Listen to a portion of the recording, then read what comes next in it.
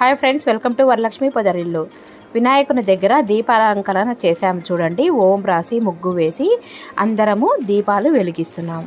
వినాయకుని మండపాల్లో దీపాలు ఎందుకు వెలిగించాలి అంటే, దీపం పరబ్రహ్మ స్వరూపం.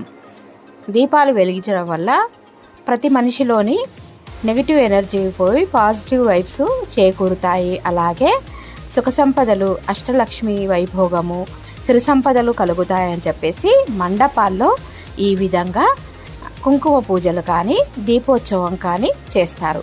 మీ కాలనీలో కూడా ఇలాగా గణేష్ మండపంలో దీపాలంకరణ చేశారండి? చేసినట్టయితే నాకు తప్పకుండా కామెంట్ సెక్షన్లో తెలియజేయండి. చూడండి, మహిళలందరూ ఎంతో ఆనందోత్సవంతో వినాయకుని మండపం దగ్గర, మా గణేశుని దగ్గర ఇలాగా ప్రతి ఒక్క ఇంటి నుంచి 21 దీపాలను తీసుకొచ్చి 108 దీపాలను వెలిగిస్తున్నాం. వీడియో నచ్చినట్టయితే లైక్ చేయండి, షేర్